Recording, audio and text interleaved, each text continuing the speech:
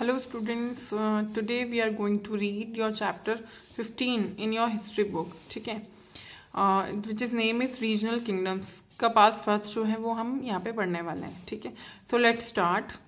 During the early medieval period many densities ruled India. हमारे medieval period में बहुत सारी डेंसिटीज ऐसी हुई थी जिन्होंने इंडिया पे रूल किया था.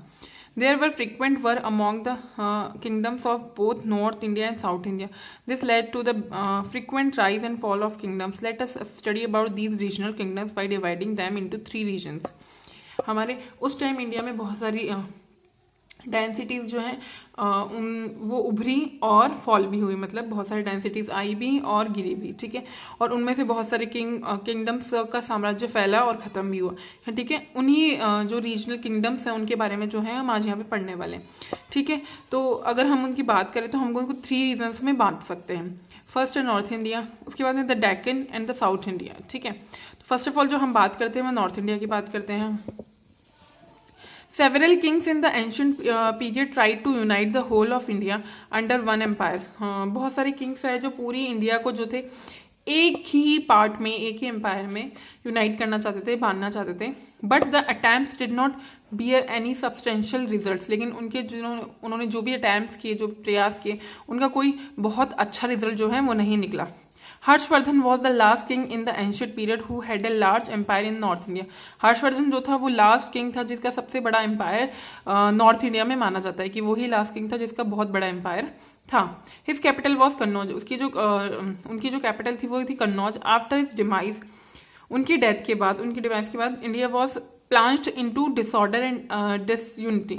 उनकी मृत्यु के बाद क्या हुआ, इंडिया बहुत सारे भागों में बट गया और जो यूनिटी है ना वो खत्म हो गई. Various kings tried to establish an empire but in when.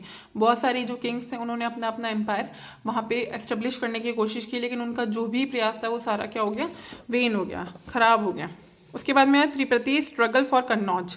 Kings in the north always viewed Kannauj as a prized position due to its prime location. All of them wanted to control it.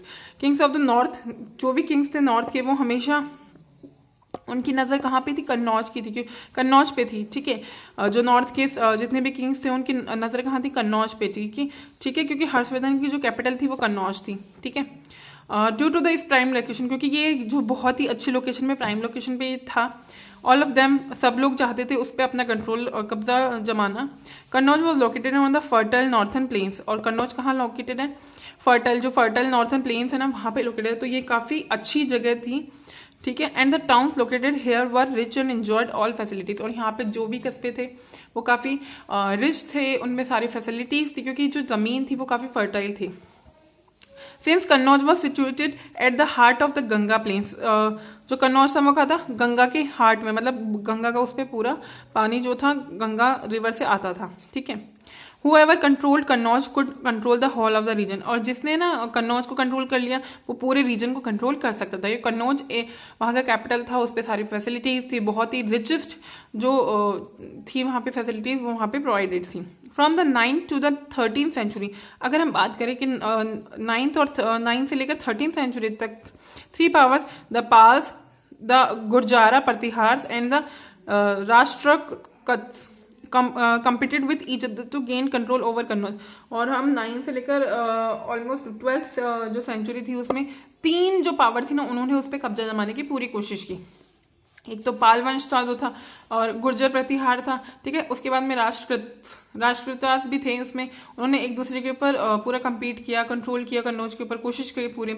How ever this tripartite struggle weakened all these 3 dynasties. इससे क्या हुआ, जो इन तीनों की जो त्रिप्रति है, ये जो स्ट्रगल था ना वो वीक हो गया और तीनों डायनेसिटीज का कोई उस पर कंट्रोल नहीं हो पाया. उसके बाद में जो हमें 3 डायनेसिटीज कौन कौन सी थी, क्या क्या चीजें थी, वो हम इन पे बात करते हैं. तो जो पहले आती है the Palas. The Pala dynasty was founded by Gopala in the 8th century. जो ये पाल डायनेसिटी थी वो किसने फाउंड की थी, वो गोपाला ने की थी. ठीक है, 8th सेंचुरी में इसकी नींव जो थी वो लगाई गई थी, गोपाला ने इसको स्टार्ट किया था. He was an elected king as the king before him did not have any child. और इनको जो गोपाल थे इनको ये राजा कैसे बने थे, क्योंकि इनसे पहले जो किंग थे, जिस भी किंगडम के जो किंग थे उनके कोई बच्चे नहीं थे. ठीक है, तो इनको क्या बना दिया गया, किंग बना दिया गया। His empire include the whole of Bengal and most of Bihar. जो इनका एम्पायर था वो बंगाल, पूरा बंगाल था और बिहार का जो था काफी पार्ट इनकी डेंसिटी में आता था। This dynasty ruled for about 400 years giving a stable government to Bengal. और इन्होंने रूल किया लगभग 400 साल इन्होंने जो है रूल किया और एक अच्छी गवर्नमेंट जो है बंगाल में स्टैब्लिश गवर्नमेंट देकर गए। The Pala kings were eager to annex Kannauj to their kingdom. जो पाल किंग थे ना वो काफी अटैच थे कन्नौज के, ठीक है, ये और उनके किंगडम के, मतलब उनके किंगडम के काफी अटैच थे। एनेक्स का मतलब होता है कि attach. Gopal son Dharmapal made the dynasty more powerful. Gopal के जो बेटे थे धर्मपाल, उन्होंने इस डेंसिटी को काफी मजबूत बनाया, काफी इसको स्ट्रॉन्ग बनाया। He even manage to rule over Kannauj for a brief period. यहाँ तक कि उन्होंने तो कन्नौज पे भी काफी मतलब कन्नौज पे भी थोड़ा रूल किया, थोड़े छोटे पीरियड के लिए, लेकिन उन्होंने कन्नौज पे रूल किया। He was a wise and able ruler. वो काफी इंटेलिजेंट और एबल किंग थे। Who had a strong army and reserve and also maintain friendly relation with the neighbouring kingdom. उनका बिहेवियर भी काफी अच्छा था, उनकी आर्मी स्ट्रॉन्ग थी, ठीक है। उनके कुछ जो भी उनके प्रिंसिपल्स थे उसके आधार पे उन्होंने अपनी आर्मी को बहुत अच्छा किया। अपने आसपास के जितने भी पड़ोसी राज्य जो थे, ठीक है, आसपास के जो किंगडम्स थे उनसे उनके बिहेवियर, उनके रिलेशन जो थे ना काफी अच्छे थे। He also encouraged his traders in indulging over seas and overland trade. उन्होंने ट्रेडिंग को भी काफी ज्यादा इंपॉर्टेंस दी, उसको भी काफी बढ़ावा दिया। His son Devapala carried on the legacy of good administration. उनका जो बेटा था, मतलब धर्मपाल के जो बेटे हुए देवपाल, उन्होंने भी उनकी लेगेसी को, जो भी उनके सिद्धांत थे उनको आगे बढ़ाया, ठीक है। The Pala king patronized art and literature. The Pala king ने क्या किया, आर्ट और लिटरेचर में भी काफी पैसा इन्वेस्ट किया और उसको भी काफी आगे बढ़ाया। They revive the Nalanda university and encourage Buddhist learning. उन्होंने नालंदा यूनिवर्सिटी जो उसको वापस रिवाइव किया, उसको फिर से रिबर्थ किया, ठीक है। और जो उन्होंने बुद्धिस्ट लर्निंग, जो बुद्ध की जो लर्निंग थी उसको काफी इनकरेज किया कि उनके जो सिद्धांत हैं, उनकी जो शिक्षाएं हैं, उनको लोगों तक पहुंचाने की उन्होंने पूरी कोशिश की। King Dharmapal also establish a new university.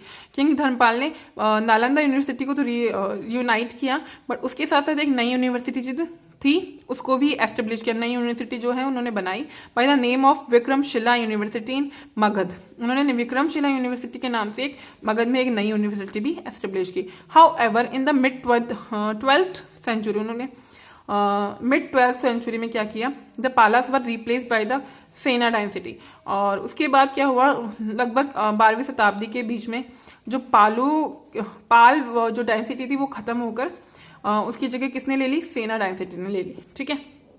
उसके बाद जो हम बात करेंगे वो करेंगे हम the Pratiharas. The Pratiharas came to power in 8th century at Avanti in Rajasthan.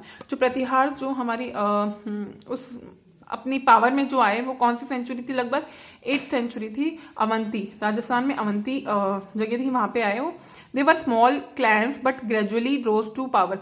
वो स्टार्टिंग में काफी उनकी छोटी छोटी जगह थी, लेकिन धीरे धीरे क्या हुआ, वो काफी पावर में आ गए, उनकी पावर जो है वो बढ़ती चली गई। The Pratiharas conquered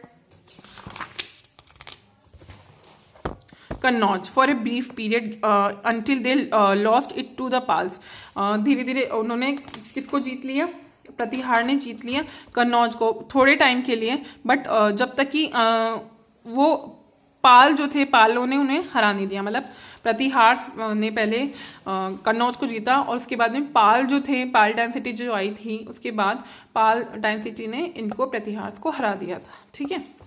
King Mihir Bhoj was a powerful Pratihar ruler who recovered his strength and regained Kannauj from the Pals। फिर क्या हुआ, जो उसके बाद में जो किंग हुए, मिहिर भोज नाम के किंग हुए थे, ठीक है, वो काफी स्ट्रांग थे, उनकी पावर जो थी वो काफी ज्यादा थी, ठीक है। उन्होंने वापस अपने आप को रीगेन किया, वापस अपनी ताकत को जो था वो बढ़ाया और फिर से उनसे लड़कर, पाल से लड़कर फिर से कन्नौज को अपने कब्जे में ले लिया। He ruled for about 46 year. उन्होंने लगभग 46 साल जो है, 46 ईयर जो है उन्होंने रूल किया। His son Mahendra Pal expanded his empire further. उसके बाद क्या हुआ, जो उनके बेटे थे महेंद्र पाल, ठीक है, उन्होंने उनके एम्पायर को काफी बढ़ाया, ठीक है। His successors, however, were weak and could not defend the kingdom against invasions. फिर क्या हुआ, लेकिन जो उनके जो फर्दर किंग्स आए थे उनके बाद में, जो उनके आगे वाले जनरेशन आई थी, वो उस किंगडम को संभाल नहीं पाई और उनको डिफेंड नहीं कर पाई, बचा नहीं पाई अपने किंगडम को जो भी बाहरी लोग आए। ठीक है। In 1018 Mohammed of Ghazni defeated the Pratihara. उसके बाद 1018 में मोहम्मद ऑफ गजनी आया, ठीक है, और उसने प्रतिहार को हरा दिया। ठीक है। Ruler and the dynasty came to an end, और इनकी ये जो प्रतिहार डेंसिटी, इसका क्या हो गया, अंत हो गया, इसका एंड हो गया। ठीक है।